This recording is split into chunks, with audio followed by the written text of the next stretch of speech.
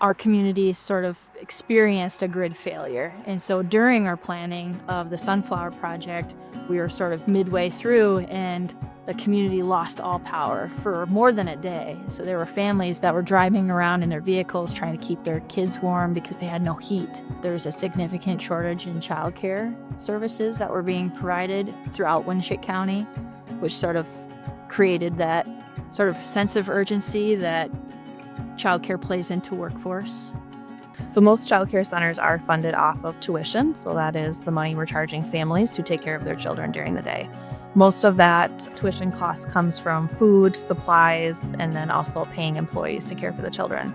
We started thinking about renewable energy. How do we offset some of those traditional operational costs like your utility bills and also play into creating sort of a safe space for the community in case the grid were to ever go down. We contacted a local partner, Perry Novak Electric Company. Brent there was pivotal in creating this sort of system that would communicate with itself and go through those sort of hands-off approach. It was fun coming up with a design for the mechanical room on how all that equipment was going to lay out, trying to get 100 kW solar edge inverters in there along with 11 4s, 68 kW worth of batteries, transformer, combiner panel, everything else. And I feel like our team did a really good job of implementing all that equipment into a room of that size.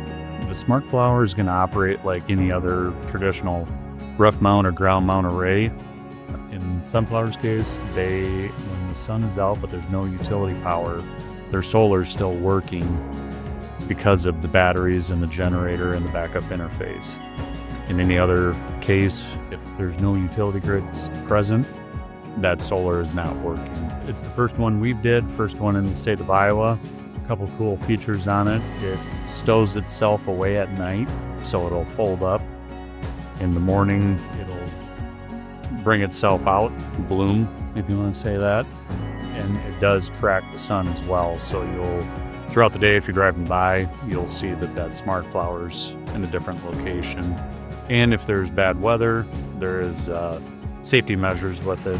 So if the 30 mile an hour or more wind speed, it does stow itself away. Sunflower has already seen significant savings in our electric bill after the solar took into effect. It ultimately brings that cost down to a level where we can take the funds that were kind of dedicated for the electrical bill and utilize them in other places. Kids watch it, the classrooms go out there and look at it at different times, but it's definitely an eye-catching, attractive piece that a lot of people have asked about. Through our partnership with the Iowa Energy Office, we worked with them to create a report that would sort of help incentivize or encourage other communities to attempt this sort of resiliency approach so that we weren't completely reliant on utilities and their infrastructure, that they could be self-sustaining for a short period of time in case there were a natural disaster that would take place.